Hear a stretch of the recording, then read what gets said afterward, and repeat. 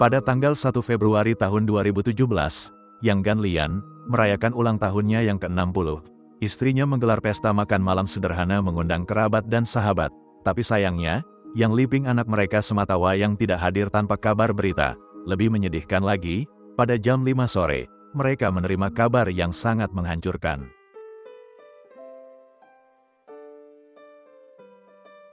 Halo orang-orang baik, terima kasih sudah klik video ini. Selamat datang lagi di channel The Purbas. Apa kabar kalian hari ini? Saya harap semoga kalian sekeluarga senantiasa dalam kondisi sehat walafiat ya. Semoga rezeki kalian berlimpah, dan semoga segala urusan kalian mendapatkan kelancaran dari Yang Maha Kuasa. Di video hari ini saya akan membawakan satu kisah nyata kasus kriminal yang berasal dari Shanghai, China. Namun sebelum masuk ke ceritanya, saya ingatkan kepada kalian bahwa ada beberapa detail dalam cerita ini yang mengandung narasi terkait aksi-aksi kekerasan dan pembunuhan. Jadi kalau kalian sensitif terhadap hal-hal tersebut, silahkan skip dan jangan lanjutkan menonton video ini. Di kota Shanghai, China pada tanggal 22 November tahun 1987, pasangan suami istri Yang menyambut kelahiran anggota keluarga baru yang sudah mereka nanti-nantikan selama belasan tahun. Anak itu selanjutnya diberi nama Yang Liping. Liping menjadi anak satu-satunya di keluarga tersebut, di mana ayahnya, Yang Ganlin, adalah mantan tentara yang kemudian bergabung menjadi polisi di kota Shanghai. Sementara ibunya adalah karyawan swasta yang memutuskan untuk berhenti kerja di awal kehamilannya. Sebagai anak tunggal, Liping mendapatkan banyak curahan kasih sayang dan perhatian dari orang tua dan kakek neneknya. Kebutuhannya senantiasa tercukupi baik sandang maupun pangan, dan Liping memiliki pendidikan baik secara formal juga secara personal di rumah. Meski demikian, Liping tumbuh menjadi anak yang baik hati, tidak manja, dan selalu bersedia membantu orang lain.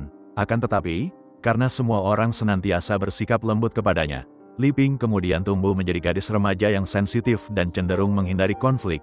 Dia tidak pernah marah atau meninggikan suaranya, tidak mau berdebat, bahkan dia lebih memilih diam untuk menghindari perdebatan, walaupun sebenarnya dia berada di pihak yang benar. Setelah lulus SMA, Liping lanjut kuliah di Shanghai Normal University mengambil jurusan bahasa Mandarin. Menurut teman-temannya, selama mereka kuliah dan tinggal di asrama yang sama, Liping hanya satu kali lepas emosi dan marah, di mana saat itu, teman-temannya lupa memberitahu Liping bahwa ada satu jadwal ujian mata kuliah yang berubah. Alhasil Liping tidak mengikuti ujian tersebut dan harus mengulang di tahun berikutnya. Namun keesokan harinya, sikap Liping sudah kembali normal dan meminta maaf kepada teman-temannya. Lulus kuliah, Liping menjadi guru di sebuah SD yang sangat bergengsi. Tak sembarang orang bisa bekerja di sekolah tersebut. Namun untungnya, Liping memiliki nilai akademik yang luar biasa, dan kebetulannya lagi, kepala sekolah itu adalah teman ayah Liping. Liping selanjutnya dipercaya untuk menjadi guru di kelas 1. Walaupun bisa dikatakan dia mendapatkan pekerjaan tersebut melalui koneksi ayahnya, Liping terbukti sangat baik dalam pekerjaan dan bisa menghandle murid-muridnya dengan telaten. Para siswa yang awalnya memanggil Liping dengan sebutan Bu Guru, lama-kelamaan mulai memanggilnya dengan sebutan Mama atau Ibu. Pada akhir tahun 2012, Liping sudah berumur 25 tahun, sudah memiliki pekerjaan yang mapan dengan gaji yang lumayan. Hidupnya sudah berada di jalur yang benar. Hanya saja, sampai di titik tersebut, Liping belum pernah pacaran atau memiliki hubungan dengan seorang pria. Wajahnya termasuk cantik di atas rata-rata. Orang tuanya juga tidak pernah melarang Liping untuk pacaran. Hanya saja, gadis itu memang lebih mementingkan pendidikan demi masa depan yang stabil. Hingga pada suatu hari di bulan Oktober, temannya mengenalkan Liping kepada seorang pemuda yang bernama Zhu Xiaodong.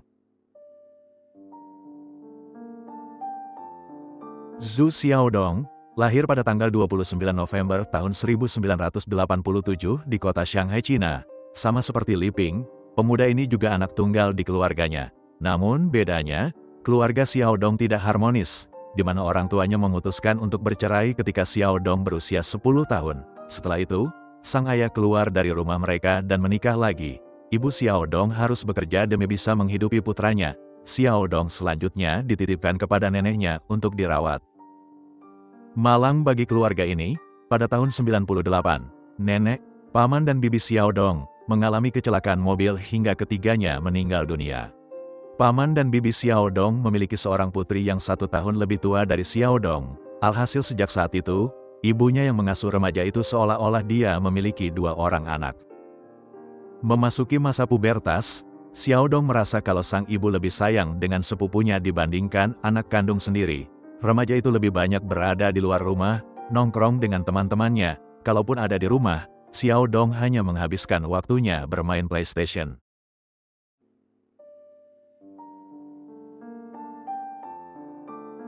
Memasuki SMA, Xiao Dong tumbuh menjadi remaja laki-laki yang tampan.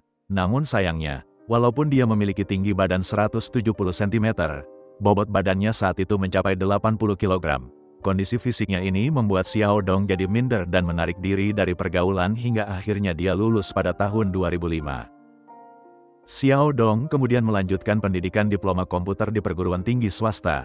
Akan tetapi, Xiao Dong memiliki kekurangan dalam bidang akademis. Selain itu, Xiao Dong memang tidak berminat untuk kuliah.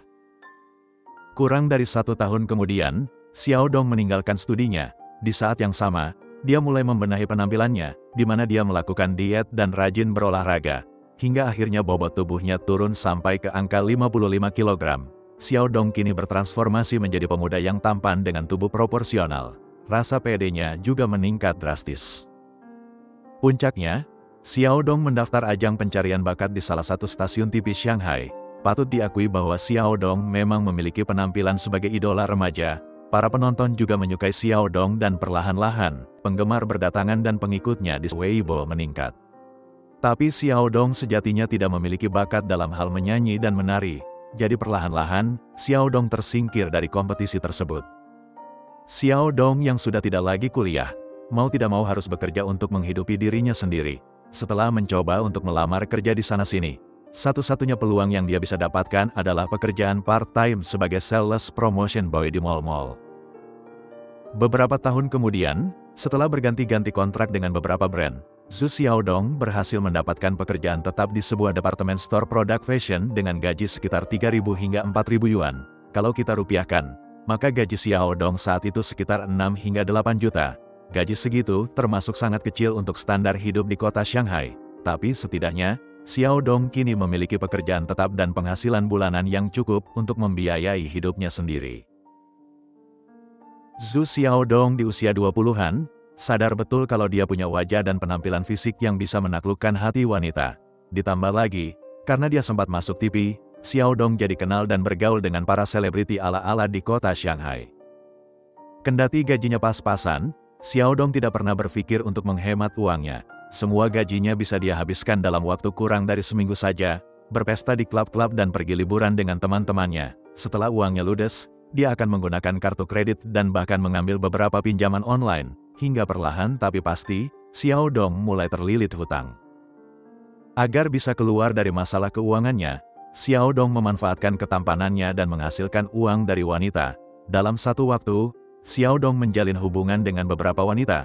Biasanya kekasih-kekasihnya ini adalah ibu-ibu muda istri orang, atau wanita karir yang sudah berusia di atas 30 tahun. Untuk sementara masalah keuangannya beres, dia tetap bekerja di departemen store, berfoya-foya dan berhutang ke sana kemari. Setelah itu, dia menggunakan jurus rayuan mautnya supaya kekasih-kekasihnya mau membayar hutang-hutang tersebut. Pada awal tahun 2012, Zhu Xiaodong kenal dan menjalin hubungan dengan seorang gadis berinisial A, kita sebut saja namanya Ana. Xiaodong bak kejatuhan durian runtuh bisa memiliki kekasih seperti Ana ini. Ana adalah putri konglomerat yang sangat royal. Xiaodong tidak perlu lagi mengais uang dari tante-tante atau kakak-kakak wanita karir, karena uang bulanan yang dia terima dari Ana jauh melebihi kebutuhan finansialnya. Untuk membuat Ana semakin mencintainya, Xiaodong membuat tato di lengannya, lengan sebelah kiri bagian dalam yang bertuliskan, Red dan A selamanya, 17 Januari 2012. Red adalah nama panggilan Ana kepada Xiaodong, sedangkan huruf A adalah inisial nama asli Ana, dan 17 Januari 2012 adalah tanggal jadian mereka. Bisa dikatakan bahwa Xiaodong tidak terlalu punya perasaan terhadap Ana.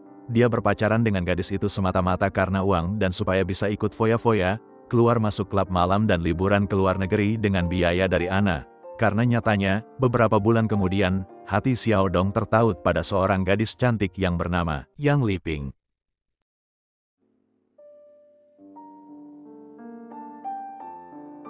Zhu Xiaodong dan Yang Liping diperkenalkan seorang teman bersama pada bulan Juni tahun 2012. Sejak pertemuan pertama, Xiaodong sangat terpikat dengan kecantikan Liping, terutama pada matanya yang bulat besar. Liping demikian sebaliknya, dia terpesona dengan ketampanan dan tutur bahasa Xiaodong yang lembut dan sopan. Setidaknya, itulah kesan yang diterima guru berusia 25 tahun itu. Tanpa menunggu waktu lebih lama keduanya mulai menjalin hubungan asmara, yang tidak Liping sadari, saat itu Xiaodong masih berstatus sebagai kekasih Ana. Bulan demi bulan berlalu, kisah asmara mereka terjalin manis tanpa hambatan berarti. Tapi untuk sementara, Liping masih merahasiakan hubungan cintanya bersama Xiaodong dari orang tuanya. Pada bulan Oktober tahun 2013, tiba-tiba saja Xiaodong menghilang bak di telan bumi. Liping benar-benar bingung tak tahu apa yang terjadi, di mana Xiaodong, pergi kemana kekasihnya itu, masih hidupkah, atau sesuatu yang buruk terjadi padanya. Awalnya Liping berkeliling mencari tahu keberadaan Xiaodong dari teman-teman mereka. Namun setelah beberapa bulan mencari tanpa hasil, Liping akhirnya menyimpulkan bahwa pria itu sudah meninggalkannya dan Liping memutuskan untuk melanjutkan hidup. Yang tidak Liping ketahui, di bulan Oktober itu, Ana mengetahui perihal perselingkuhan Xiaodong bersama Liping. Ana memberi ultimatum kepada Xiaodong untuk memilih antara dia atau Liping. Tapi tentunya, kalau Xiaodong meninggalkan Ana, kenyamanan dan kecukupan finansial yang dia nikmati selama ini akan hilang. Xiaodong dengan yakin memilih Ana dan memutus total komunikasi dengan Liping, hingga kira-kira setahun kemudian, Xiaodong harus menerima kenyataan pahit. Sudah disebutkan sebelumnya bahwa si Ana ini adalah putri seorang konglomerat, tentunya tidak segampang itu bagi Xiaodong untuk bisa diterima sebagai calon mantu di keluarga Ana. Pada tahun 2013, Ana meninggalkan Xiaodong, karena dia dijodohkan dengan pria lain pilihan orang tuanya. Xiaodong gigit jari, kini setelah genap 1 tahun menghilang, pada bulan Oktober tahun 2014, tiba-tiba saja dia muncul di hadapan Liping dan meminta maaf. Kepada Liping, Xiaodong mengaku bahwa selama ini dia berada di Nepal. Jadi menurut Xiaodong, tahun lalu, dia didiagnosa mengidap tumor otak. Berdasarkan saran dokternya, Xiaodong pergi ke Nepal, dan hidup di kawasan dataran tinggi yang bersih dan segar. Selanjutnya Xiaodong bercerita, setelah 1 tahun, dia kembali mendatangi dokternya dan melakukan pemeriksaan, yang ternyata, secara ajaib tumor otaknya sudah hilang tak berbekas sama sekali. Kebohongan ini dimakan mentah-mentah oleh Liping, bahkan dia bersimpati dan merasa bersalah karena tidak mendampingi Xiaodong di masa-masa sulitnya. Singkat cerita hubungan mereka yang sempat terputus selama 1 tahun dirajut kembali. Sama seperti sebelumnya, Liping tetap tidak memberitahu orang tuanya terkait hubungannya bersama Xiaodong. Xiaodong memang sudah kehilangan tangkapan besar, yaitu Ana si putri konglomerat, tapi Liping juga bukanlah pilihan yang buruk. Wajahnya cantik, jauh lebih cantik daripada Ana, dan walaupun keluarganya tidak kaya, keuangan Liping sangat stabil karena dia bekerja di SD swasta yang bergengsi dengan gaji yang besar. Ngomong-ngomong, selama dia menghilang, Xiaodong tetap bekerja di departemen store, entah bagaimana Liping benar-benar tidak bisa menemukannya selama 1 tahun itu. Suatu hari di bulan Mei tahun 2015, Xiaodong dan Liping menghadiri pesta pernikahan seorang teman. Di pesta tersebut, Liping mengambil foto selfie bersama kekasihnya itu dan menguploadnya di momen WeChat. Tanpa dia sadari, foto tersebut dilihat oleh orang tuanya. Ayah dan ibu Liping bertanya siapa pria itu. Mau tak mau Liping akhirnya memperkenalkan Xiaodong kepada keluarganya, dan mengaku bahwa mereka sudah menjalin hubungan selama hampir 3 tahun. Kini setelah rahasia cintanya terungkap, Liping jadi sering membawa kekasihnya ke acara-acara keluarga. Namun rupanya, kejelekan sifat Xiaodong bisa diendus oleh keluarga Liping, terutama sang nenek yang menentang keras hubungan mereka. Sebagai contoh, pernah satu kali saat mereka sedang makan malam bersama, terjadi sedikit adu argumen antara Liping dan orang tuanya. Tapi itu bukan perdebatan yang melibatkan urat dan emosi, hanya kesalahpahaman kecil saja. Tapi secara mengejutkan, Xiaodong ikut bicara dan berkata, "Aku sangat mencintai Liping, dan tidak boleh ada satupun orang yang bisa mengkritiknya, hanya aku saja yang bisa." Bayangkan kalau situasi itu terjadi dalam acara makan malam keluarga kalian, tentunya semua yang ada di sana mengerenyitkan kening sambil bergumam dalam hati, apa maksud Xiaodong berkata seperti itu?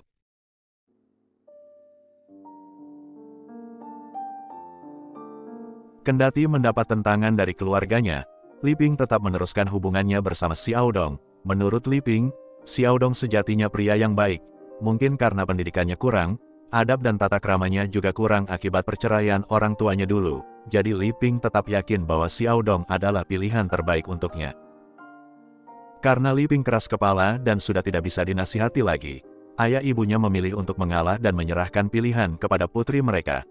Lompat ke tanggal 31 Desember tahun 2015, Zhu Xiaodong dan Yang Li Ping mendaftarkan pernikahan mereka ke catatan sipil. 5 bulan kemudian, mereka mengadakan resepsi sederhana yang hanya dihadiri oleh keluarga inti dari kedua belah pihak.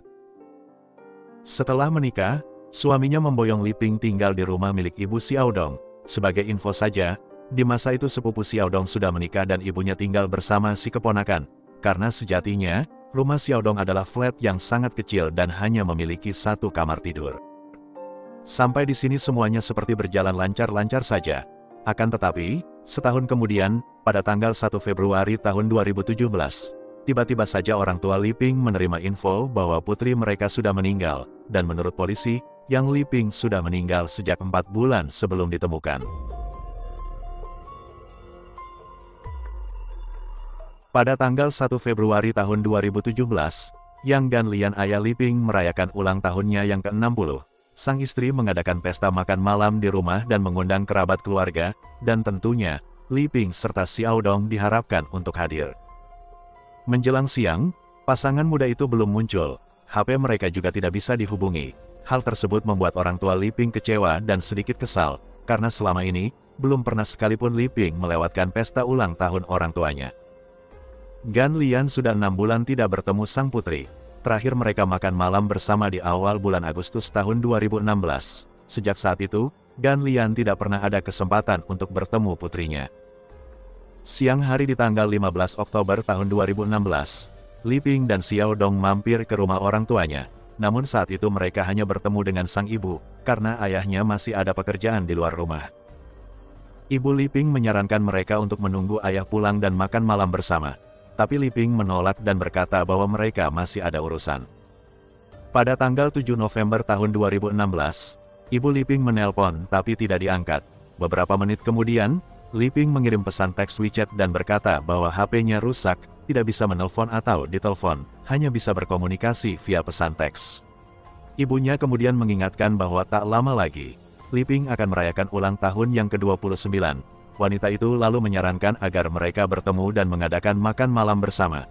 Tapi Li Ping menolak dengan alasan bahwa dia dan Xiaodong akan pergi berlibur ke Pulau Jeju yang berada di Korea Selatan. Li Ping berkata bahwa mereka akan pulang pada tanggal 28 November sehari sebelum ulang tahun Xiaodong. Tahun 2016 berakhir dan berganti ke tahun 2017. Pada tanggal 26 Januari, Ibu Li Ping kembali menelpon sang putri, dan seperti biasa, Li Ping tidak mengangkat teleponnya. Alih-alih wanita itu selanjutnya mengirim pesan teks, bertanya apakah Li Ping dan Xiaodong akan pulang untuk merayakan tahun baru Imlek yang jatuh pada tanggal 28 Januari. Li Ping membalas bahwa dia dan Xiaodong akan merayakan Imlek di Hong Kong bersama beberapa teman.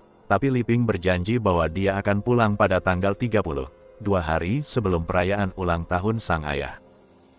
Sekarang sudah tanggal 1 Februari tahun 2017, Li Ping tidak memberi kabar apalagi pulang. HP-nya masih belum bisa dihubungi, dan pesan teks dari ibunya sudah tidak dibalas lagi. Setengah kesal setengah bercanda, Ibu Li Ping mengirim pesan teks WeChat dan berkata, "Kau ini sudah seperti anak durhaka, tahun baru Imlek tidak pulang, ulang tahun ayah tidak datang. Tidak ada kabar berita dan tidak bisa dihubungi. Kalau begini caranya, ibu akan mendatangi kantor polisi dan membuat laporan anak hilang." Siapa yang akan menyangka, sore harinya pada jam 5, si besan yang tak lain adalah Ibu Zhu Xiaodong, menelpon Ibu Li Ping dan berkata, "Kita dalam masalah besar, datanglah ke kantor polisi." Orang tua Li Ping segera mendatangi kantor polisi. Setibanya mereka di sana, polisi menginfokan bahwa Zhu Xiaodong kini sudah ditahan dan ditetapkan sebagai tersangka pembunuhan istrinya sendiri. Lebih mengejutkan lagi, si polisi berkata bahwa Li Ping sudah meninggal sejak tanggal 17 Oktober tahun 2016. Apa yang terjadi dan mengapa Xiaodong membunuh Li Ping? Berdasarkan hasil investigasi polisi dan pengakuan Xiaodong, berikut adalah rentetan kejadian yang melatar belakangi pembunuhan Yang Li Ping.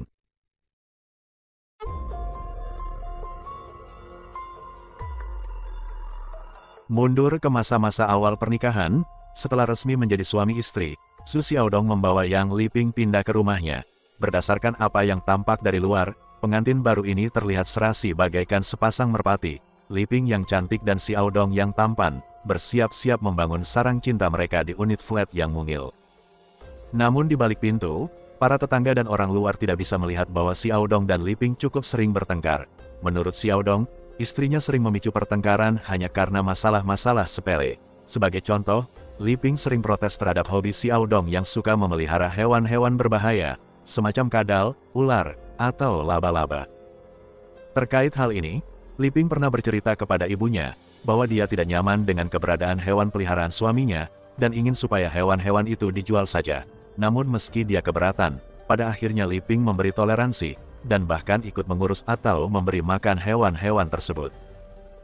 Masalah kedua yang sering menjadi sumber pertengkaran mereka adalah perihal renovasi rumah atau flat tempat tinggal mereka.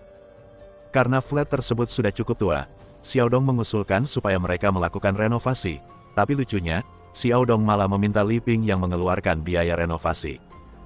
Liping menolak ide tersebut karena dua alasan. Yang pertama, flat itu masih terdaftar atas nama ibu Xiaodong, bukan aset yang mereka beli bersama. Berapapun banyaknya uang Liping keluar untuk melakukan renovasi, flat tersebut tetap milik ibu Xiaodong. Alasan yang kedua, sebelum mereka menikah, Liping sudah tahu perihal kondisi keuangan Xiaodong yang berantakan, gajinya kecil, hutangnya pun di mana-mana. Tapi perihal hutang ini, sepengetahuan Liping, Xiaodong terpaksa berhutang karena dia butuh biaya pengobatan tumor otaknya beberapa tahun yang lalu, sekaligus juga untuk biaya hidup selama Xiaodong berada di Nepal. Liping tidak tahu bahwa sejatinya hutang itu berasal dari gaya hidup boros dan hedon suaminya selama ini. Karena gaji suaminya sudah habis untuk membayar hutang setiap bulan, alhasil bisa dikatakan hanya gaji Liping yang menghidupi mereka. Jadi Liping berpendapat bahwa mereka harus berhemat dan harus ada dana cadangan untuk situasi darurat. Masalah selanjutnya yang sering menyebabkan mereka bertengkar adalah, memasuki bulan kedua pernikahan, Liping memergoki aktivitas suaminya di aplikasi kencan, di mana Xiaodong ternyata sering berkomunikasi dengan wanita-wanita lain dan mengaku bahwa statusnya bujangan. Liping marah besar saat mengetahui kenakalan suaminya, tapi Xiaodong kemudian minta maaf dan membuat surat perjanjian bahwa dia tidak akan mengulangi lagi perbuatan itu. Surat perjanjian itu ditandatangani Xiaodong dan ditempel di dinding rumah mereka. Pada bagian bawah, Xiaodong menambahkan catatan, kalau dia nakal lagi, maka dia rela untuk bundir berdua dengan Liping. Nah, Dedek bingung sama konsep surat perjanjian si Dongdong ini, Bang. Dia yang nakal, dia yang bikin ulah, kok malah mati ngajak-ngajak. Tapi janji tinggal janji, Xiaodong ternyata masih nakal dan terus mengkhianati istrinya. Hampir setiap bulan, Liping memergoki perselingkuhan suaminya dengan wanita lain. Setiap kali ketahuan, setiap kali Xiaodong minta maaf, setiap kali pula dia ulangi lagi. Rumah tangga yang baru seumur jagung kerap diwarnai pertengkaran demi pertengkaran. Hingga pada awal bulan Oktober tahun 2016, pasangan ini sudah sangat lelah untuk bertengkar. Xiaodong dan Liping kemudian sepakat untuk bercerai. Namun ketika mereka sudah berada di kantor pengacara untuk menandatangani kesepakatan cerai, tiba-tiba Liping berubah pikiran dan membatalkan rencana perpisahan mereka. Menurut Xiaodong, saat itu Liping mengancam akan bundir kalau mereka bercerai. Selanjutnya Xiaodong mengaku bahwa dia sudah tidak mencintai Liping lagi. Dia bertahan tidak bercerai karena tidak ingin Liping melakukan hal-hal yang nekat. Di mata Xiaodong, Liping adalah istri yang cerewet dan pelit. Jadi percuma saja dia setia kepada Liping. Terlebih lagi, karena gajinya sudah habis untuk mencicil hutang, Xiaodong jadi tidak pegang uang lagi. Alhasil dia kembali ke modus dan petualangannya dulu, menggait hati para wanita dan memoroti uang mereka. Xiaodong tahu kalau gaji Liping jauh lebih besar daripada gajinya. Liping juga punya tabungan yang cukup banyak, ditambah lagi, dengan status pekerjaannya, bukan hal yang sulit bagi Liping untuk menggunakan kartu kreditnya, atau bahkan mengajukan pinjaman ke bank. Jadi pada akhirnya, Xiaodong menarik kesimpulan bahwa Liping adalah istri yang sangat pelit dan perhitungan masalah duit. Di tengah kedinginan hubungan mereka, tiba-tiba saja departemen store tempat Xiaodong bekerja mengumumkan bahwa perusahaan mereka mengalami kerugian yang besar dan tidak bisa lagi bertahan. Departemen store itu akan segera ditutup, dan secara bertahap karyawan-karyawan akan di-PHK. Nama Xiaodong masuk ke dalam daftar nama karyawan yang akan di-PHK di gelombang pertama.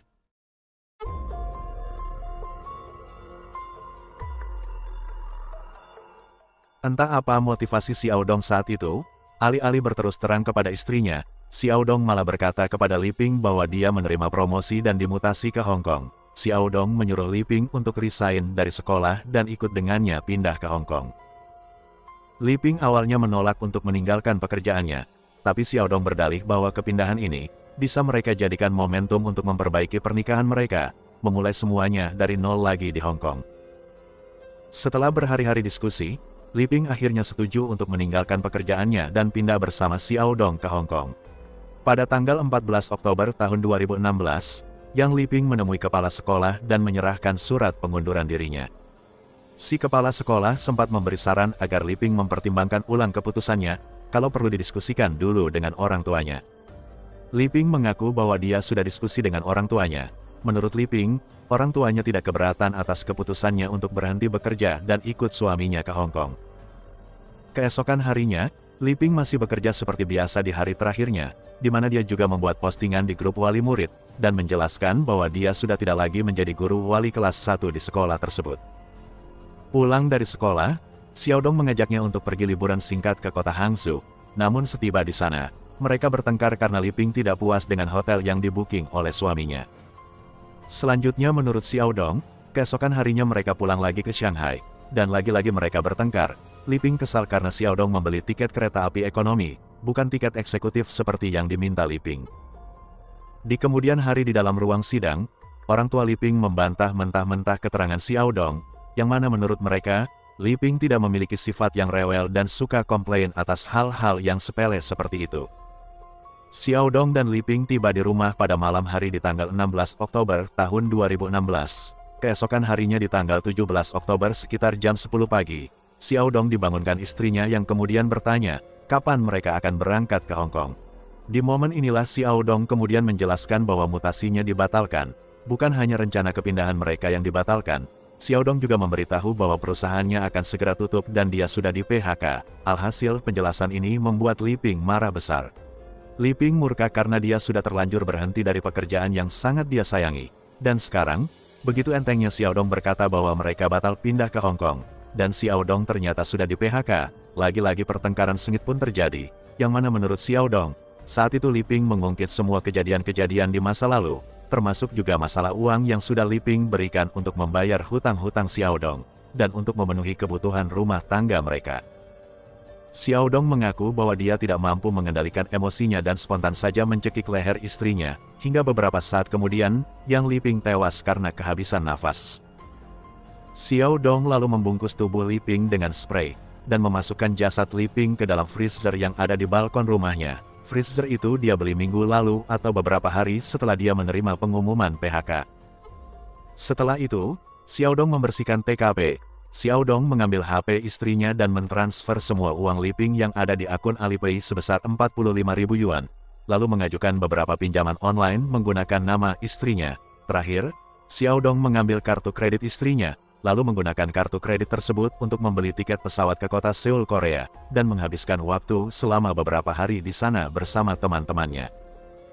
Dari rekening Alipay istrinya, Xiao Dong mengambil uang sebesar 45.000 yuan, lalu dari pinjaman online, dia menerima uang sebesar 500.000 yuan. Xiao Dong juga melakukan transaksi sebesar 100.000 yuan menggunakan kartu kredit istrinya.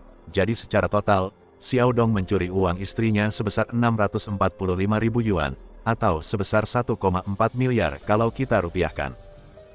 Selama berbulan-bulan, dia membiarkan jasad istrinya di dalam freezer. Xiao Dong juga membawa HP istrinya kemana-mana, membuat postingan di media sosial Weibo, dan membagikan momen di aplikasi WeChat berpura-pura sebagai istrinya, termasuk juga ketika Ibu Li Ping berkali-kali berkirim pesan teks membahas masalah perayaan ulang tahun Li Ping, menanyakan apakah Li Ping pulang untuk merayakan Imlek, dan menanyakan apakah Li Ping akan datang di hari ulang tahun ayahnya. Semua pesan teks balasan yang diterima Ibu Li Ping, sejatinya itu adalah pesan teks yang diketik oleh Su Xiao Dong sang menantu. Setiap kali ada yang menghubungi Li Ping, Xiao Dong akan mengirim pesan teks, berpura-pura sebagai Li Ping yang berkata bahwa HP-nya rusak, tidak bisa menelpon atau ditelepon dan hanya bisa berkomunikasi via pesan teks.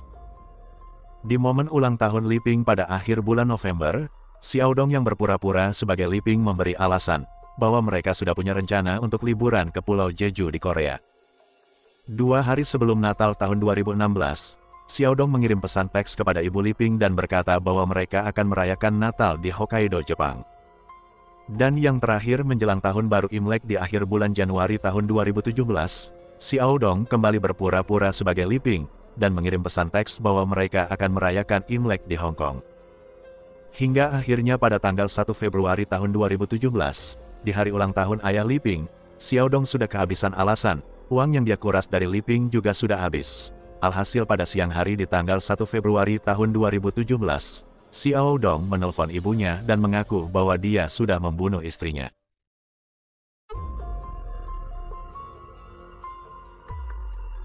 Ibu Xiao Dong segera menelpon mantan suaminya dan menyuruh pria itu agar mendatangi rumah putra mereka. Karena jarak rumah mereka lebih dekat, Ibu Xiao Dong sendiri menyusul kemudian. Setiba di sana, Ibu Xiao Dong melihat suaminya yang terduduk lemas. Sementara Xiao Dong duduk di lantai sambil memainkan game di HP. Ibu Xiao Dong kemudian bertanya, "Mengapa kau membunuh Li Ping?" Pria 29 tahun itu menjawab dengan kata-kata yang tidak jelas. "Aku juga tidak mau, aku juga tidak mau, aku juga tidak mau."